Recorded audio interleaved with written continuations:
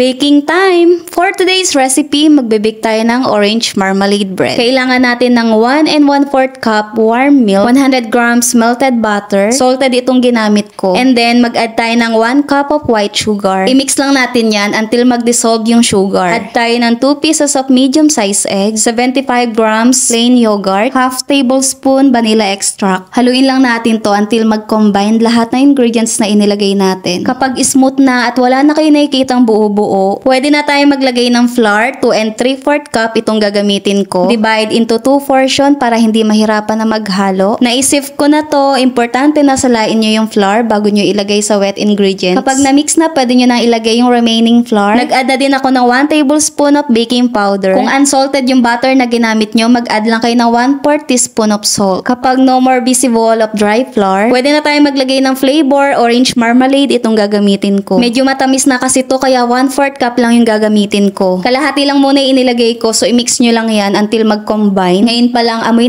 na yung orange zest. Kung mahilig ka sa fruity flavor, itry mo na tong recipe na to. Habang pinaprepare ko to, nagpainit na din pala ako ng oven. Kailangan naka-high temp yung oven bago natin gamitin. Yung baking pan na gagamitin nyo, i-grease nyo lang yan ng oil or butter. Kahit grease na yung baking pan, gagamit pa rin ako ng baking sheets. And then, pwede na natin i-pour yung mixture. Itong recipe na to, sakto lang to sa 8x8 molder. Kapag naisali na natin lahat, pwede na natin ilagay yung tinira natin na orange. So kaya ko siya hinati, gusto ko lang kasi na may makain na buo-buo. Imimix ko lang to ng light lang para hindi siya lulubog. At bago natin to isalang, itap lang natin to para mawala yung mga bubbles. Just follow the instructions and voila! Ready na ang ating orange marmalade bread. Nag-cool down na siya at i-flip ko lang to para hindi masira at ma-remove natin siya ng maayos sa baking pan. As usual, night shift na naman yung duty ko kaya nag-bake ako ng pangbaon ko. So this is love.